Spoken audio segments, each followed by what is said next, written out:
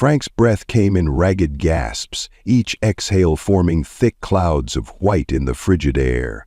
The cold wasn't just biting, it was consuming, seeping into his bones with each agonizing step. His boots sank deep into the snow, his legs heavy as lead, his body running on fumes.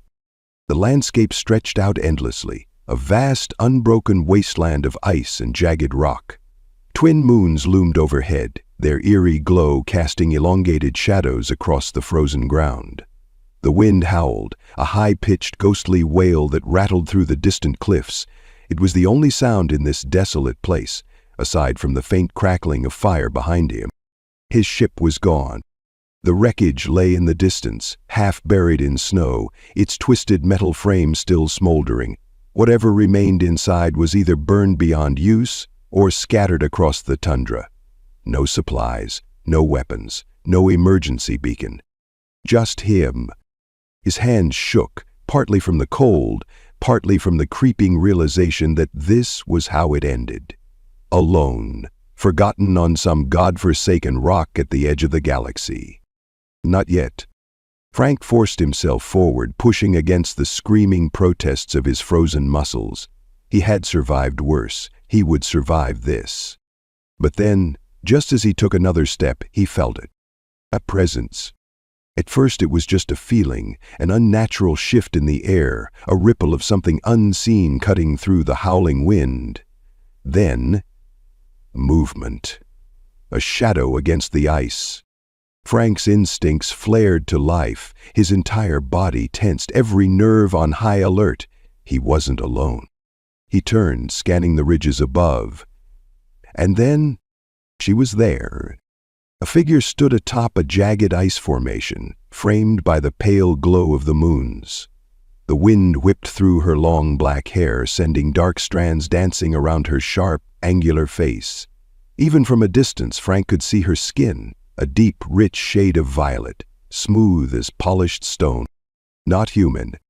Her stance was rigid, unmoving, watching. Frank swallowed hard. He had no idea who or what she was, but one thing was clear: she had seen him first. Slowly, carefully, he raised his hands, palms out. "Hey," he called, his voice hoarse from the cold. "I don't want any trouble." She didn't respond. The silence stretched, heavy and suffocating, then without warning she moved. She descended the icy ridge with effortless grace, her long coat billowing behind her. Every step was measured, precise, like a predator closing in on its prey. As she approached, Frank took in more details: the strange metallic markings running down the sides of her neck, the intricate embroidery on her layered clothing, the way her silver eyes gleamed under the moonlight, cold and unreadable. She stopped a few feet away. Frank forced himself to stay still, every muscle screaming at him to run. But running wasn't an option. Then she reached for her belt. Frank barely had time to process before a sleek, curved blade was drawn in a single, fluid motion. Shit. He resisted the urge to back away, knowing sudden movements might be a mistake. His hands stayed up, fingers splayed, heart hammering against his ribs. "Okay," he said carefully, forcing his voice to remain steady. "I'm unarmed. I crashed here. I have no weapons, no food, nothing. I just need—" The blade was at his throat before he could finish. A single motion, fast, precise. Frank sucked in a sharp breath, his pulse pounding in his ears. The metal was cold against his skin, almost as cold as the air around them. She was close now.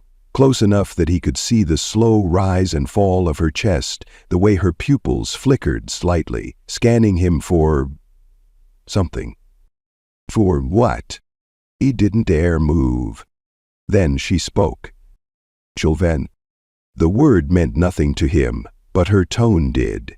It was quiet, almost thoughtful, but edged with something dangerous. Frank licked his lips, forcing himself to stay calm. "I don't know what that means," he said slowly, "but I swear, I'm not here to hurt anyone." She didn't answer. Instead, she lifted her free hand, hovering just above his chest, fingers barely an inch from touching him. Frank tensed. What was she doing? Sensing something? Checking for weapons? For the longest moment she just stood there, blade at his throat, hand hovering over his heart. Then, just as suddenly as she had moved before, she stepped back, the knife lowered. Frank let out a slow, measured breath. He wasn't dead. Her silver eyes flicked to his ruined flight suit, the frost clinging to his skin, the raw wounds from the crash. There was something almost analytical in the way she studied him now, as if reassessing a decision she had already made. Then, without a word, she turned and started walking away. Frank blinked. Wait, does that mean I can follow you? She didn't stop, didn't look back. But she didn't stop him either. That was enough. With one last glance at the wreckage of his past behind him, Frank took his first step into the unknown. The night stretched long and unforgiving as Frank followed the mysterious woman across the frozen wasteland. His limbs ached with exhaustion, his body begging for rest, but stopping wasn't an option. The air was razor-sharp against his skin, seeping through the torn fabric of his flight suit and gnawing at his bones. Each breath felt like inhaling shards of ice. She moved ahead of him, silent and swift, her long black hair trailing behind her like a shadow. The heavy fur-lined cloak wrapped around her did little to mask the way she carried herself. With a warrior's precision, every movement efficient, calculated. She didn't look back, didn't acknowledge him, as if he were nothing more than a stray animal following at a safe distance. Frank wasn't sure if he was being led to safety or to his execution. Every part of him screamed that this was a bad idea, but what other choice did he have? He could barely feel his fingers, let alone survive another night in the open. His options were simple: follow her and take the risk, or drop to the ground and let the cold take him. And he wasn't ready to die. The landscape around them was nothing but ice and jagged cliffs, an endless expanse of white and blue under the twin moons. The wind howled through the canyons, carrying a distant guttural sound that sent a shiver down Frank's spine. It wasn't just the cold. Something else lived on this planet, something big. The woman must have heard it too. She slowed slightly, her head tilting to the side as if listening. Then, without warning, she turned and grabbed Frank's arm, her grip firm and unyielding. Before he could protest, she yanked him toward a cluster of ice formations, pushing him behind a thick outcrop. Frank barely had time to register the shift before he saw it. A hulking beast prowled in the distance, its massive form silhouetted against the snow. Its long, sinewy limbs moved with unsettling grace, its elongated snout sniffing the air. Jagged spines ran down its back, glistening under the moonlight like ice-coated blades. Frank held his breath, every muscle locked in place. The woman didn't move either. She crouched low, one hand gripping the hilt of her blade, the other lightly pressed against Frank's chest, as if silently telling him to stay still. The creature let out a low, rumbling growl, its piercing blue eyes scanning the landscape. Frank could feel the weight of its gaze as it lingered, searching, sensing. His pulse thundered in his ears. Then, just as suddenly as it had appeared, the beast turned and loped away, disappearing into the darkness. Frank exhaled slowly, his breath shaky. "What the hell was that?" he whispered. The woman released him and stood, her expression unreadable. "Vashari," she said simply. He blinked. "That's its name?" A slight nod. Frank ran a hand over his face. "Great. So now I know what's going to kill me if the cold doesn't." She ignored his sarcasm and motioned for him to follow again. He hesitated, glancing at her. She had saved him, not just from the beast, but from the cold, from dying alone out here. That had to mean something, right? Maybe she didn't see him as a threat anymore. Or maybe she just wasn't ready to let him die yet. They kept walking, their pace faster now. The wind picked up, carrying more of those distant haunting sounds through the night. Frank pulled his arms tighter around himself, trying to suppress the ache in his muscles. Then, finally, he saw it, a settlement. Nestled between two cliffs, the structures were barely visible against the ice, built to blend in with the environment. They weren't crude shelters, but something more advanced. Smooth, reinforced metal fused seamlessly with the rock, faint blue lights flickering along the edges. Hope flared in Frank's chest, but it was quickly overshadowed by something else. The woman stopped just before they entered. She turned to him, her silver eyes sharp. "No, speak," she said firmly. Frank frowned. "What?" She stepped closer, her presence suddenly more imposing. "No, speak," she repeated, slower this time. "Follow, silent." There was something in her tone, something warning him. Frank clenched his jaw but nodded. "Got it." She turned and walked into the settlement, and he followed, keeping his head down as they passed through the narrow pathways between buildings. The moment they stepped inside, he felt it. The stairs. Dozens of eyes locked onto him, some cold, some curious, most filled with something between distrust and outright hostility. Frank kept moving, forcing himself not to react. Don't look weak, don't look like a threat, just walk. When they reached a large reinforced door, the woman rapped her knuckles against it twice. A second later, it slid open, revealing a dimly lit interior. She gestured for him to enter. Frank hesitated. If he walked in, there was no turning back. But what other choice did he have? With a deep breath, he stepped inside. The door sealed shut behind him with a heavy clang. The heavy clang of the metal door echoed in Frank's ears as it sealed shut behind him. He was inside now. Inside her world. The air was warmer here, artificially so, but it did little to ease the tension tightening in his chest. Every breath felt like borrowed time. Vara moved ahead of him without a word, her movements smooth and practiced, shedding her heavy cloak and shaking the lingering frost from its edges. Without it, she looked different, sleeker, more agile. The dark fabric of her underlayer clung to her lean frame, reinforced with armor-like plating at key points. Every detail of her attire screamed function over form, designed for survival, for combat. Frank, by contrast, looked and felt like a walking corpse. His flight suit was torn, crusted with dried blood and patches of frost. His body ached in ways he didn't have words for, the deep chill in his bones refusing to dissipate. He had survived the crash. He had survived the cold. But for how much longer? The space around him was small but efficient, carved into the very ice itself. The walls, a seamless fusion of smooth stone and reinforced metal, gave the place an almost organic feel, like a structure that had grown from the planet rather than being built upon it.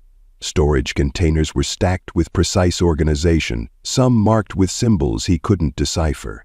At the center of the room, a sunken fire pit burned with a controlled blue flame, casting strange shadows against the walls. The heat from it was subtle, regulated, contained. She had technology. This wasn't a primitive outpost. These people, her people, were advanced in ways he hadn't anticipated. Vera stopped near the fire and turned to face him. "Sit." Frank hesitated. This was still dangerous territory. The settlement outside had made it clear he wasn't welcome here. If she changed her mind, if she decided he was a liability, there wouldn't be much he could do about it. But his body had other ideas. His legs buckled before he could overthink it, dropping him to his knees near the fire. The heat seeped into his skin, stinging at first, like thawing frozen nerves, then settling into a dull ache. He let out a slow breath, hands outstretched toward the flame. Vara watched him for a long moment, expression unreadable. Then she turned, moving toward a storage container. She knelt, unlatched the lid and pulled out a metal bowl. With practiced efficiency, she poured a thick, steaming liquid from a sealed canister and placed it in front of him. Frank eyed it warily. She sat across from him, resting her elbows on her knees. "Eat?" He glanced up at her, then back at the bowl. The surface of the liquid shimmered faintly. the color a deep, rich brown with an almost metallic sheen. It smelled strange, earthy, slightly bitter, but not entirely unappetizing. "What is it?" he asked, his voice still hoarse from the cold. Vera didn't blink. Not much of an answer. Still, his stomach clenched with hunger, and he wasn't in a position to be picky. He lifted the bowl carefully, feeling the warmth seep into his fingers. The first sip burned down his throat, filling his chest with heat, spreading through his limbs like fire replacing the ice in his veins. The taste was bold, like smoked herbs mixed with something richer, denser. It wasn't bad. He swallowed and exhaled. "Okay, not the worst thing I've had." Vara simply nodded as if his survival was the only thing that mattered. For a while they sat in silence. The only sound was the fire crackling between them, the occasional shift of the wind outside. Then, finally, Frank set the empty bowl down, leaning back on his elbows. His exhaustion was creeping in again, but his mind was too wired to let it take over. "Oh, right," he muttered. "So now what?" Vara studied him with those piercing silver eyes. "You are weak." Frank let out a dry laugh. "Yeah, thanks. Not like I've been through hell or anything." She ignored his sarcasm. "You will not survive alone." Frank met her gaze. "So what? You're keeping me alive out of pity?" Something shifted in her expression, something he couldn't quite name. "No, pity is wasteful." Frank frowned. "Then why?" She was silent for a long moment, her gaze steady, unreadable. Then, finally, she spoke. "Your presence is dangerous." He tensed. "To you?" "To me, to them." She gestured vaguely, indicating the settlement beyond these walls. "You are unknown. Unknown is threat." Frank exhaled. "Great. So I'm a walking problem." "You are." At least she was honest. "So what's the plan then?" he asked. "You brought me here. If your people don't trust me, why not leave me to die?" Vara tilted her head slightly, watching him with the precision of someone calculating a risk. Then, finally, she answered. "I made a choice." Frank narrowed his eyes. "What kind of choice?" Her voice was quieter now. "To bring you here, to not let you die." There was something almost reluctant in the way she said it, as if admitting it out loud made it more real. Before Frank could press further, a sudden noise from outside made them both freeze. A clang, sharp and deliberate, against metal.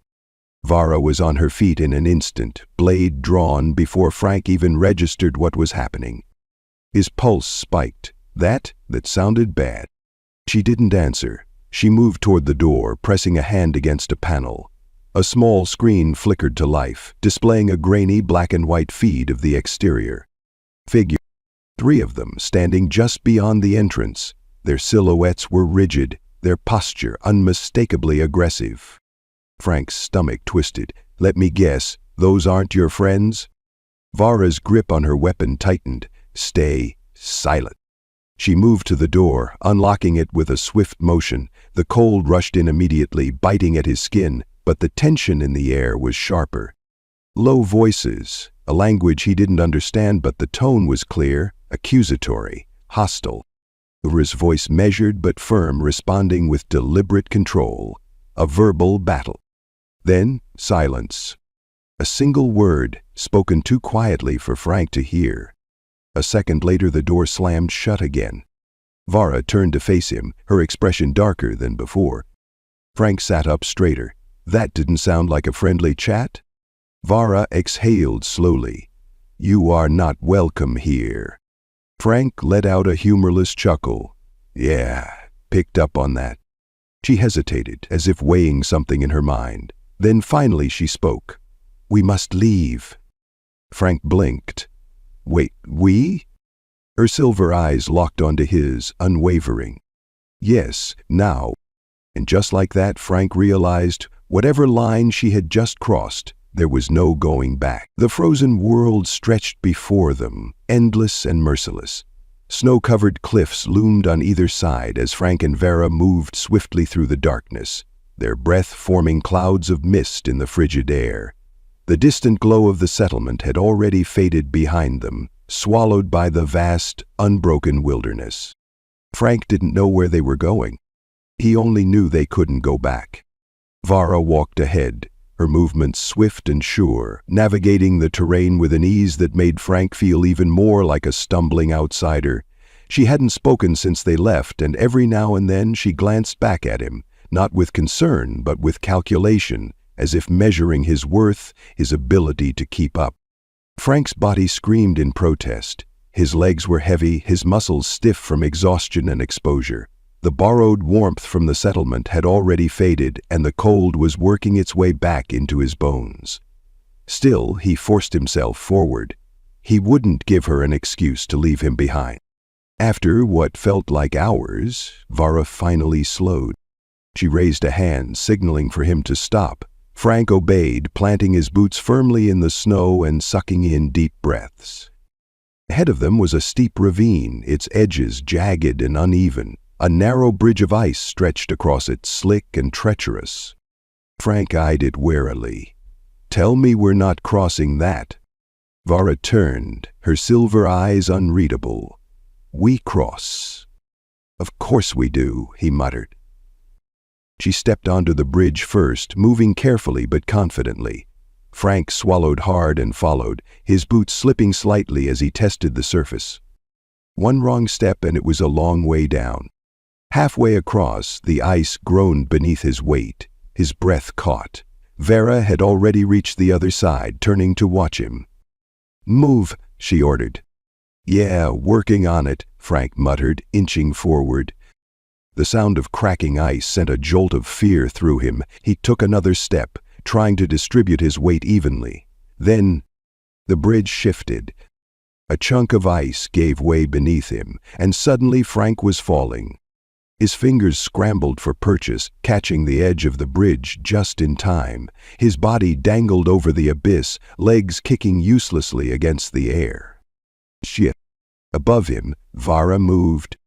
She dropped to her knees, gripping his wrist before he could slip further. Her strength was startling, her grip unyielding despite his weight pulling against her.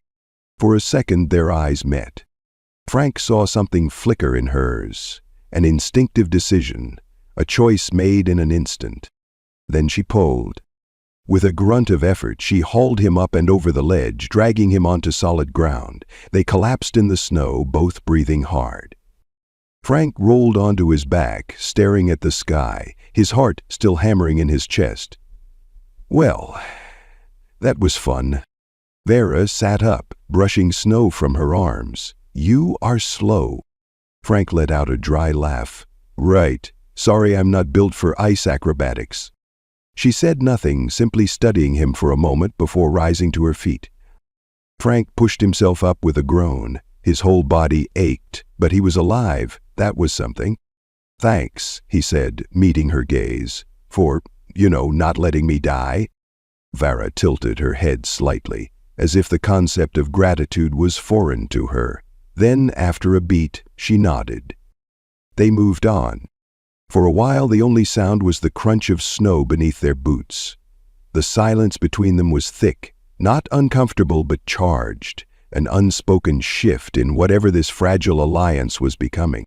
Frank stole a glance at her as they walked. She was different from before, not in the way she moved or spoke, but in something subtler. She had saved him. Not out of necessity, not out of obligation. She had chosen to. And for the first time, Frank wondered if she was starting to trust him. Or if she had just made a mistake she'd come to regret. The wind howled through the frozen expanse, carrying with it the distant echoes of something approaching. Frank felt it before he saw it, that shift in the air, the sudden unease creeping up his spine. He wasn't the only one. Vara had stopped walking, her posture rigid, every muscle tensed like a coiled spring. Her silver eyes scanned the darkness beyond the snow-covered ridges, listening, sensing. Frank swallowed hard, his breath curling in the frigid air. "Tell me that's just the wind?" Vara didn't answer. Instead, she turned sharply, gripping his arm hard before pulling him behind an outcrop of jagged ice. Frank barely had time to react before she pressed a hand against his chest, silently ordering him to stay put. Then he heard it. Footsteps, heavy, measured, not one, but several. Shadows moved in the distance, figures cutting through the mist of swirling snow. Frank's pulse quickened. He didn't recognize them, but Vara did. He could see it in the way her fingers curled around the hilt of her blade, her knuckles going white. "They followed us," she murmured, voice barely above a whisper. Frank's stomach tightened. "Who?" Vara's gaze flicked toward him. "My people." That single sentence sent a cold shock through him, colder than the ice beneath his feet. "Let me guess," he muttered. "They're not here to wish us luck on our journey?" Vara didn't answer. She didn't need to. The figures were closer now, their shapes cutting through the snowstorm like specters of the ice. Frank's instinct screamed at him to move, to run, but Vara held him in place, her grip unyielding. Then a voice, low and sharp, spoken in a language he didn't understand. Vara responded in the same tongue, her tone clipped, defensive. The tension between them was palpable, a silent battle being fought before any weapon was drawn. Frank's eyes flicked between them, trying to read the situation. He had no idea what was being said, but he knew one thing for certain. He was the reason this was happening. One of the warriors stepped forward, taller and broader than the rest. His armor was heavier, reinforced with dark metal plates, and a curved, double-bladed weapon rested at his side. His gaze locked onto Vara, then shifted to Frank with barely contained disdain. Then, in perfect, heavily accented English, he spoke. "You should not have brought him." Frank stiffened. The man's voice was deep, unwavering, carrying the weight of authority. Vara straightened, standing between them. "I made my choice." The man's expression darkened. "A foolish one. You know the law, Vara. He is an outsider. His presence endangers us all." Frank clenched his jaw, resisting the urge to say something he'd regret. He wasn't stupid. One wrong word could turn this from tense to fatal in an instant. Vara, however, didn't flinch. "He is no threat." The man let out a slow exhale, as if trying to suppress his irritation. "That is not your decision to make." Frank saw it then, something shifting behind the man's cold demeanor. This wasn't just about him, it was about Vara. He glanced at her, catching the tightness in her shoulders, the way her hand subtly hovered near her blade. She wasn't just defending him, she was standing against them. And that made her just as much of a target. The realization hit Frank like a gut punch. This wasn't some simple disagreement, it was an ultimatum. The warrior stepped closer. "You will return with us." It wasn't a request. Vara's fingers twitched. No. The silence that followed was suffocating. The snowstorm raged around them, the wind wailing through the cliffs. But all Frank could hear was the hammering of his own heart. The warrior's hand tightened around his weapon. "Then you are a traitor." Frank didn't think, didn't play him, didn't hesitate. Before the warrior could draw his blade, Frank lunged. It wasn't graceful, it wasn't smart, but it was fast. He slammed into the man's side, throwing him off balance. The impact sent a shock of pain through Frank's already battered body, but he didn't stop. He grabbed for the warrior's weapon, trying to wrench it free. A fist slammed into his ribs, knocking the air from his lungs. Frank hit the ground hard, ice scraping against his exposed skin. His vision blurred, but he forced himself to move, rolling away just as the warrior's blade slashed down where his head had been seconds ago. Then Vara moved. She was a blur of motion, faster than he'd ever seen her. In a single fluid strike, she blocked the warrior's attack with her own blade, the clash of metal ringing through the frozen air. Then the others joined in. Frank pushed himself to his feet, forcing down the pain as the fight erupted around him. Vara was holding them off, but she was outnumbered. And he was useless. No, not useless. His eyes darted around, searching. He wasn't a warrior like Vara, but he knew how to adapt, and right now, the environment was his only weapon. The cliffside, the loose ice. An idea hit him like lightning. "Vara!" he shouted. "Get back!" She didn't question him. She moved. Frank drove his foot into the weakened patch of ice near the edge of the ravine, feeling it shift beneath him. One of the warriors lunged toward him. Too late. With a sharp crack, the ground beneath them gave way. The warrior's eyes widened as the ice collapsed, sending him plummeting into the abyss. The others barely had time to react before Frank lunged for Vera, grabbing her arm and pulling her back as another section of the ledge crumbled. The remaining warriors hesitated. The ground beneath them was unstable now. One wrong step and they'd suffer the same fate as their fallen comrade. Vara seized the moment. With a swift movement, she pulled Frank to his feet, her grip tight as they ran. The warriors shouted behind them, but they didn't follow. Not yet. The cliffside was too dangerous now, and Frank wasn't going to stick around to see if they'd take the risk. They ran through the storm, the wind cutting into them like knives. Only when they were far enough, when the voices had faded into the howling blizzard, did they finally stop. Frank doubled over, gasping for breath. His body ached, his ribs throbbed, but they were alive.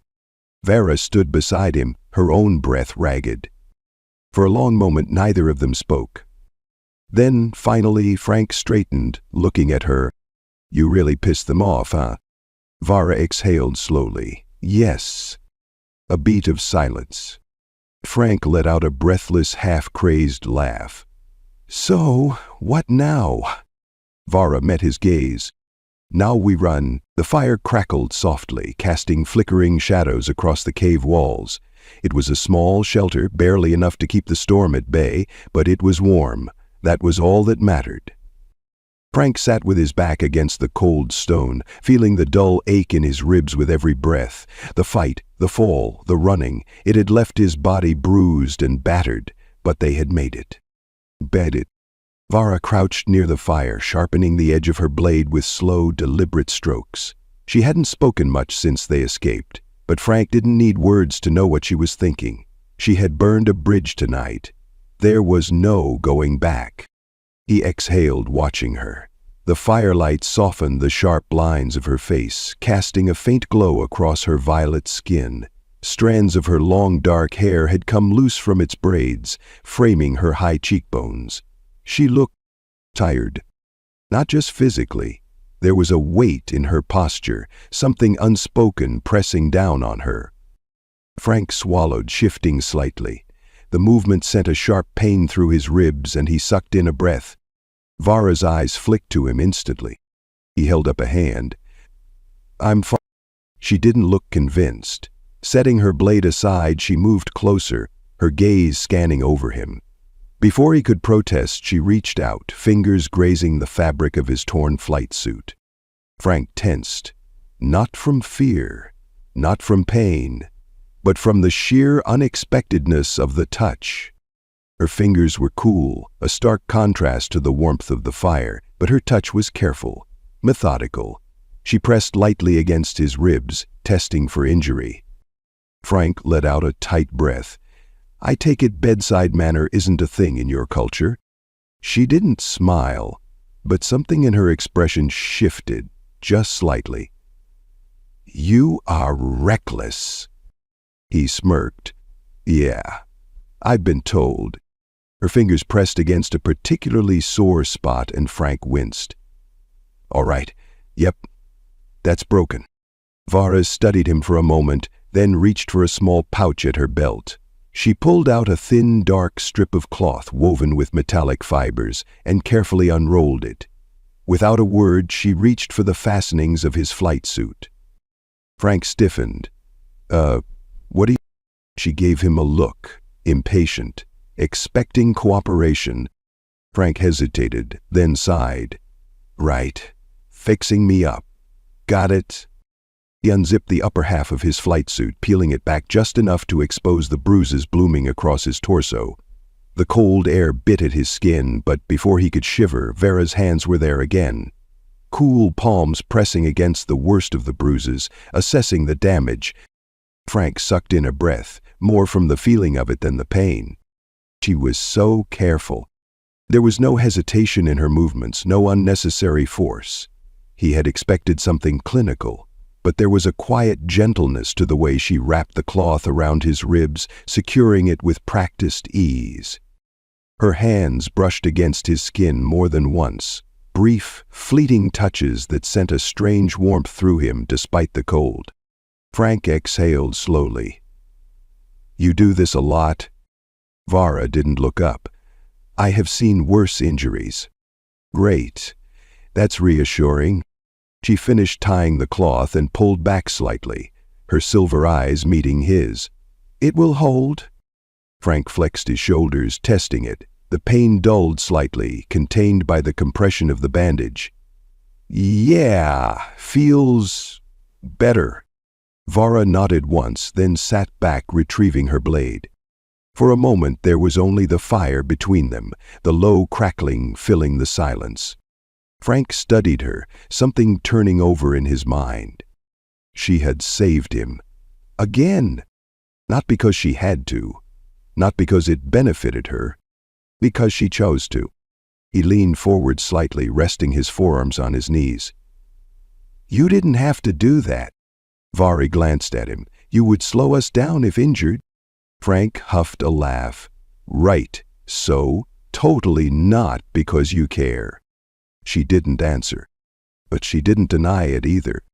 Something had shifted between them. He could feel it. A fragile, unspoken thing taking shape in the quiet moments. Frank let his head rest back against the cave wall, exhaling. "You know, for someone who started off holding a knife to my throat, you're getting kind of soft on me." Vara shot him a sharp look, but there was no real anger behind it. And for the first time since crash landing on this frozen world, Frank didn't feel entirely alone.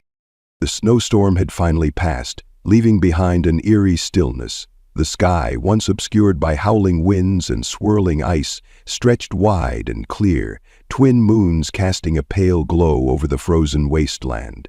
It should have felt peaceful. It didn't. "Katsuyoshi." Frank tightened his grip on the fabric of his flight suit, fingers brushing against the freshly wrapped bandages around his ribs. The pain was still there, a dull ache beneath the layers, but it was manageable. The bigger problem was the silence. Vara had barely spoken since the fight. She moved ahead of him now, her form cutting through the snow like a shadow.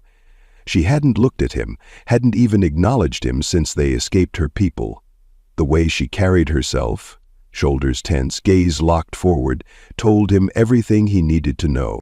She was lost in her own mind, trapped in whatever choices had led them here. And it was starting to wear on him. "All right," Frank finally said, voice rough from the cold. "Are we going to talk about it, or are we just going to pretend none of that happened?" Vara didn't stop, didn't even slow. "Keep walking." Frank let out a humorless laugh, shaking his head. "Yeah, see? That's not really an answer." Still nothing. His patience snapped. He quickened his pace, stepping in front of her, forcing her to stop. "Vara, talk to me." She met his gaze then, silver eyes sharp, but beneath that steel something else simmered. Regret. Frustration. Maybe even guilt. "I made a mistake." Frank frowned. "A mistake." She exhaled, shifting her weight slightly. "I should not have taken you in. I should have left you where you fell." The words hit harder than they should have. Frank had known from the start that she didn't trust him, that he was an outsider in a place where outsiders weren't welcome. But hearing it spoken aloud, with such finality, twisted something deep in his chest. He forced a smirk, though it didn't quite reach his eyes. "Damn. Don't hold back or anything." Vara's expression didn't change. "You do not understand what I have done." Frank folded his arms, ignoring the way his ribs protested. "So explain it to me." She hesitated. For the first time, real uncertainty flickered across her face. Frank took a step closer. You risked everything back there. Your people wanted me dead and you stood against them. Why? Her jaw tightened. I chose wrong. Bullshit. She blinked at him, startled by the sudden force in his voice. You don't do things without thinking, Vara, Frank said, shaking his head. You're careful, precise. So don't stand here and tell me you just made a mistake like it was some accident. Vara's gaze dropped for the briefest moment. Then, quietly, I had a duty. Frank studied her, realization settling in. To them, she nodded once. My people, my clan, I was sworn to them, but now... She exhaled, a rare moment of vulnerability breaking through the wall she always had up. I have nothing. The weight of it pressed between them, heavy and unrelenting. Frank swallowed. He wanted to say something, anything that would make this easier. But what could he say? Sorry for ruining your life? Instead, he did the only thing that felt right. He reached out, fingers hesitating for just a second before touching her arm. It was a small gesture, barely more than a brush of warmth against the cold fabric of her sleeve, but she stiffened at the contact. She didn't pull away. Frank let his hand rest there, solid and steady. You're not alone. Vara's lips parted slightly, as if she wanted to say something, but no words came. A breath passed, then another. And slowly, hesitantly, she relaxed, just enough for him to feel it. The rift between them wasn't gone, but maybe, just maybe, it wasn't as wide as it had seemed. The snowstorm had finally passed, leaving behind an eerie stillness. The sky, once obscured by howling winds and swirling ice, stretched wide and clear, twin moons casting a pale glow over the frozen wasteland. It should have felt peaceful. It didn't. Frank tightened his grip on the fabric of his flight suit, fingers brushing against the freshly wrapped bandages around his ribs. The pain was still there, a dull ache beneath the layers, but it was manageable. The bigger problem was the silence. Vara had barely spoken since the fight. She moved ahead of him now, her form cutting through the snow like a shadow. She hadn't looked at him, hadn't even acknowledged him since they escaped her people. The way she carried herself, shoulders tense, gaze locked forward, told him everything he needed to know. She was lost in her own mind, trapped in whatever choices had led them here. And it was starting to wear on him. All right, Frank finally said, voice rough from the cold. Are we going to talk about it, or are we just going to pretend none of that happened? Vara didn't stop, didn't even slow. Keep walking. Frank let out a humorless laugh, shaking his head. Yeah, see, that's not really an answer. Still nothing. His patience snapped. He quickened his pace, stepping in front of her, forcing her to stop. Vara, talk to me. She met his gaze then, silver eyes sharp, but beneath that steel, something else simmered. Regret, a frustration, maybe even guilt. I made a mistake, she said. Frank frowned. A mistake? She exhaled, shifting her weight slightly. I should not have taken you in. I should have left you where you fell. The words hit harder than they should have. Frank had known from the start that she didn't trust him, that he was an outsider in a place where outsiders weren't welcome, but hearing it spoken aloud with such finality twisted something deep in his chest. He forced a smirk, though it didn't quite reach his eyes. Damn, don't hold back or anything. Vara's expression didn't change. You do not understand what I have done. Frank folded his arms, ignoring the way his ribs protested. So explain it to me. She hesitated. For the first time, real uncertainty flickered across her face. Frank took a step closer. You risked everything back there. Your people wanted me dead, and you stood against them. Why? Her jaw tightened. I chose wrong. Bullshit. She blinked at him, startled by the sudden force in his voice. You don't do things without thinking, Vara, Frank said, shaking his head. "You're careful, precise. So don't stand here and tell me you just made a mistake like it was some accident." Vara's gaze dropped for the briefest moment. Then, quietly, "I had a duty." Frank studied her, realization settling in. "To them?" She nodded once. "My people, my clan. I was sworn to them, but now—" She exhaled, a rare moment of vulnerability breaking through the wall she always had up. "I have nothing." The weight of it pressed between them, heavy and unrelenting. Frank swallowed. He wanted to say something, anything, that would make this easier. But what could he say? Sorry for ruining your life? Instead, he did the only thing that felt right. He reached out, fingers hesitating for just a second before touching her arm. It was a small gesture, barely more than a brush of warmth against the cold fabric of her sleeve, but she stiffened at the contact. She didn't pull away. Frank let his hand rest there, solid and steady. "You're not alone." Vara's lips parted slightly, as if she wanted to say something, but no words came. A breath passed, then another, and slowly, hesitantly, she relaxed, just enough for him to feel it. The rift between them wasn't gone, but maybe, just maybe, it wasn't as wide as it had seemed. The first arrow sliced through the air before Frank even heard the whistle. Vara lunged, slamming into him with enough force to send them both crashing into the snow.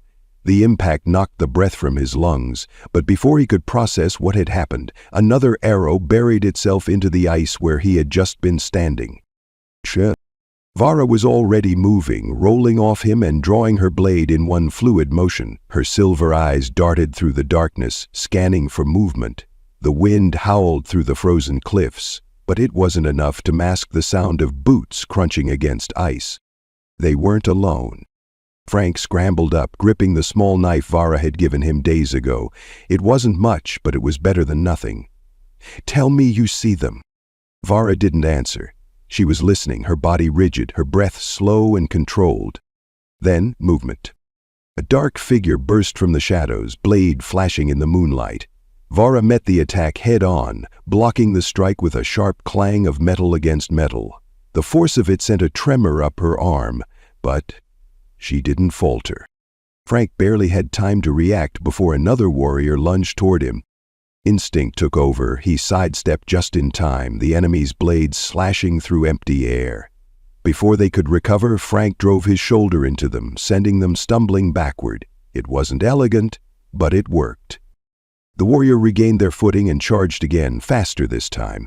Frank barely dodged the next strike, feeling the wind of the blade pass inches from his face. He wasn't a fighter, not like Vara. He needed to end this fast. His eyes flicked to the ice beneath them.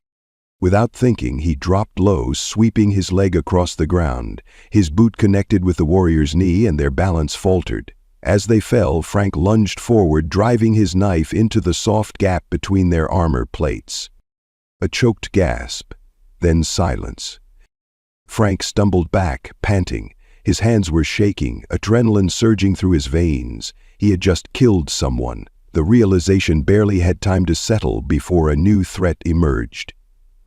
More shadows, more warriors. They were outnumbered. Vara finished off her opponent with a swift, precise strike, then turned to Frank. "Move!" And he didn't argue. They ran. The ice cracked beneath their feet as they sprinted toward the cliffs. Behind them, arrows rained down, striking the ground in rapid succession. The warriors weren't chasing them blindly, they were herding them, driving them toward a kill zone. Vara realized it at the same time he did. She skidded to a stop, grabbing Frank's arm and yanking him toward a different path. Narrow, winding, leading deeper into the rocks. Frank nearly lost his footing but followed, trusting her instincts. The sound of pursuit grew louder. Then an explosion of ice. A blast sent shards flying in all directions, throwing Frank off balance. He hit the ground hard, pain flaring through his side. Dazed, he looked up just in time to see Vara staggering as well, blood trickling from a cut on her cheek. The warriors emerged from the mist, their leader stepping forward. The same man from before, the one who had called Vara a traitor? "You cannot run forever," he said, voice cold as the air around them. "You should have never chosen him." Vara's grip tightened around her weapon. Frank, still catching his breath, wiped blood from his mouth and forced a smirk. "Yeah, well, she has a thing for lost causes." The leader ignored him. His gaze remained locked on Vara. "This is your last chance. Step aside and your exile will not become execution." Vara didn't move. Frank could see the war in her eyes, the weight of what was happening. This wasn't just about him.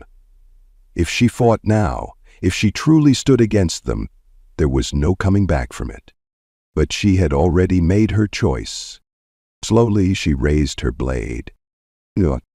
The leader sighed, almost disappointed. Then with a sharp motion he signaled the attack. The warriors charged. Vara moved first, meeting them in a violent clash of steel. The air filled with the sound of blades striking, boots crunching against ice, the sharp exhales of breath from exertion. Frank wasn't a soldier, but he was done running. He ducked as a blade swung for his head, driving his knee into his attacker's stomach before twisting the knife in his grip and plunging it forward. The warrior let out a pained grunt, but Frank didn't stop. He pushed forward, shoving the body aside before moving to help Vara. She was outnumbered, but she fought like she wasn't. Fast, efficient. Every strike was precise, every movement deadly. But even she couldn't fight forever. Frank saw it happen in slow motion, one of the warriors breaking past her guard, blade swinging toward her exposed side. He reacted without thinking. Diving forward, he slammed into her, the force knocking them both down just as the blade carved through the air. Pain, sharp, burning. Frank gasped, looking down, blood, his. Vara's eyes widened. "No!" She caught him before he could fall completely, her arms tightening around him. The warrior who had struck him hesitated for only a second before moving in for the kill. Vara's rage was instant. She moved with a deadly grace, her blade flashing in a perfect arc. The warrior barely had time to register what was happening before their throat was cut. The others hesitated now, seeing the shift in her, seeing what she was willing to do. Vara knelt beside Frank, pressing a hand against his wound, trying to stop the bleeding. "Stay awake." Frank's vision blurred, but he managed a weak grin. "Thought you didn't make mistakes?" Her jaw clenched. "This is not funny." He swallowed hard, trying to push past the pain. "We're still outnumbered." Vara looked up. The warriors stood frozen, uncertain. Their leader, however, was watching her carefully, measuring, calculating. Then he spoke. "You are willing to die for him?" Vara didn't hesitate. "Yes." Silence. Then finally the leader exhaled. He raised a hand, signaling the others to stand down. "Then you are no longer our enemy." Vara's breath caught. "What?" "You chose exile, you chose him, and now you have proven it." His gaze flicked to Frank. "If he dies, you will have nothing left. That is punishment enough." He turned, motioning for his warriors to retreat. Frank's head lolled against Vara's shoulder as he let out a shaky laugh. "Did we just win?" Vara didn't answer. She was already lifting him, already moving. The battle was over. But they weren't safe yet. The wind had died down, leaving only silence in its wake. The battle was over, but the weight of what had happened still clung to the air like frost. Frank felt it in every aching muscle, in every shallow breath he took. Blood still seeped from his wound, warmth slipping away into the cold. He knew he didn't have much time. Vara knelt beside him, her jaw tight as she pressed a strip of cloth against his side to slow the bleeding. He hissed at the pressure, but didn't complain. Her hands were steady, but there was something behind her silver eyes. Something urgent. "We can't stay here," she said finally. Frank gave a breathless laugh. "Yeah, figured that much."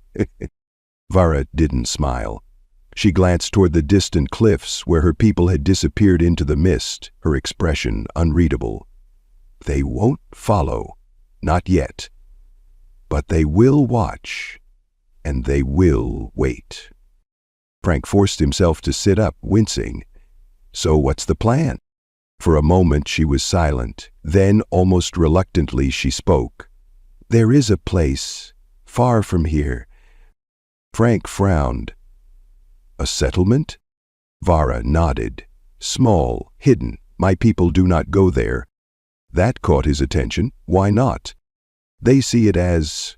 She hesitated, searching for the right words. Unclean. Frank arched an eyebrow. Unclean? She exhaled. It is a village of exiles, outcasts, traitors who have no loyalty to any one clan. They accept those who do not belong. His pulse quickened. A place where no one cared about where you came from? Where outsiders weren't hunted down and executed? It almost sounded too good to be true. And you trust them? He asked. Vara hesitated, then nodded. More than I trust my own. That was all he needed to hear. He struggled to his feet, swaying slightly. Vara caught his arm, steadying him. He expected her to let go quickly, but she didn't. Her grip lingered, firm, grounding. For once, he didn't pull away either. How far is it? He asked. Vara glanced toward the horizon. A journey of 2 days. If we move fast. Frank exhaled sharply. 2 days. Right. No problem. Just a quick jog through an ice-covered death trap while I'm bleeding out. Vara's gaze flicked to his wound, her lips pressing into a thin line. You will not die.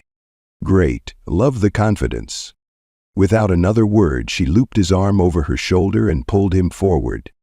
They walked. And they didn't look back. The journey was brutal. The cold seeped into Frank's bones, making every step feel heavier. His injuries slowed them down, each movement sending fresh jolts of pain through his body, but Vara never let him fall behind. She moved with purpose, guiding him over icy ridges and across frozen plains. When he stumbled, she caught him. When he faltered, she urged him forward. The first night, they found shelter beneath an overhanging rock formation. Vara started a small fire, its orange glow barely enough to push back the chill. Frank sat against the stone wall, exhaustion pressing down on him. His ribs ached, his vision blurred at the edges, but he was still breathing. That counted for something.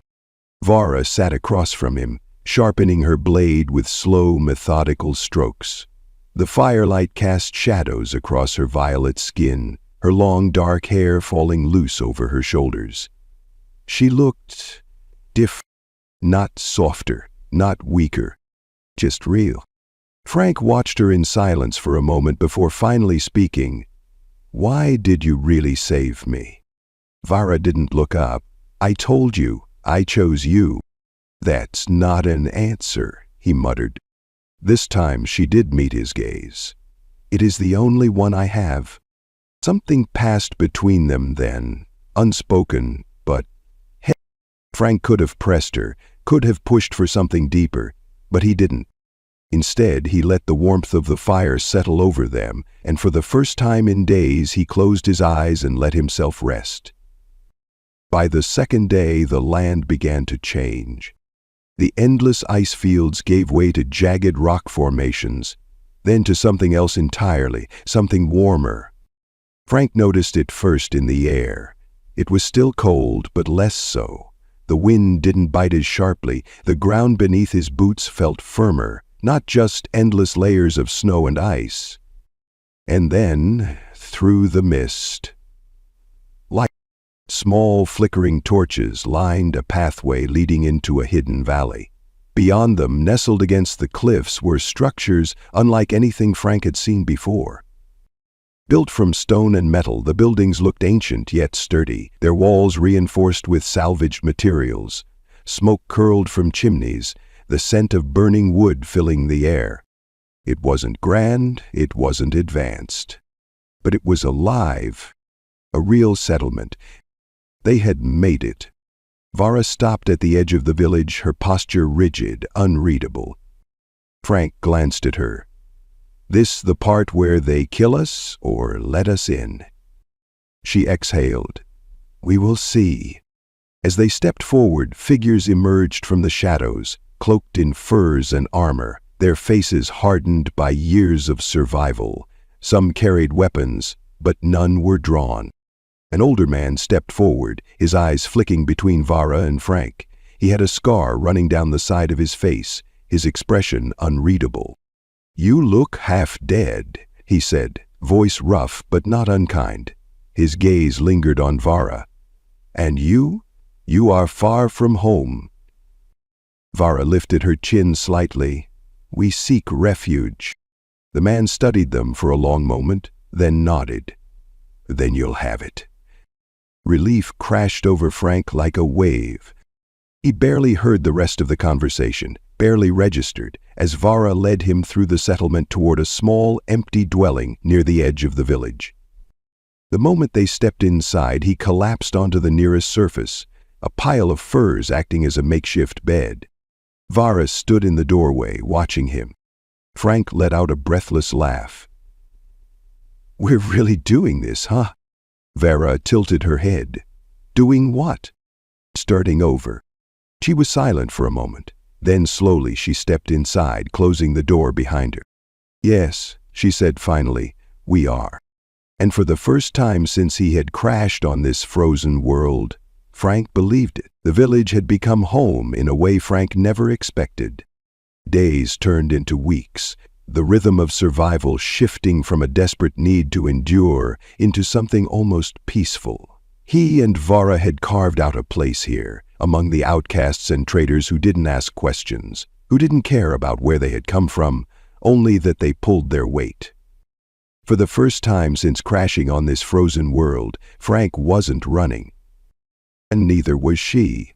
They worked side by side, repairing structures, helping fortify defenses, hunting when supplies ran low. They fought together too, sometimes against raiders who threatened the village, sometimes in the crude sparring matches the locals used as entertainment. Vara, naturally, won more often than not. Frank was learning. And at night, they returned here, to the small reinforced dwelling built into the cliffs, its walls warmed by a crackling fire, its furs thick and soft against the cold. A place that wasn't just shelter anymore. It was theirs. Tonight, the stars stretched wide above them, the air crisp but not unbearably cold. The fire inside flickered, its warm glow spilling over the stone walls. Frank sat with his back against the furs, running a hand over the healing wound at his side. It had scarred over now, just another mark on a body that had long stopped keeping count. Vara sat nearby, cross-legged on the floor, carefully sharpening one of the weapons they had traded for earlier that week. The steady rhythm of metal against stone was almost soothing, a quiet counterpoint to the wind outside. Frank exhaled, tilting his head back. "You ever think about it?" Vara didn't pause in her work. "Think about what?" He gestured vaguely. "All of it. How we got here. How neither of us should have made it this far, and yet—" Vara finally looked up, her silver eyes catching the firelight. "Yet we are here." Frank smirked. "Exactly." She studied him for a moment, then set the weapon aside. "You regret it?" He blinked. "Regret? Staying?" Frank let out a breathless laugh.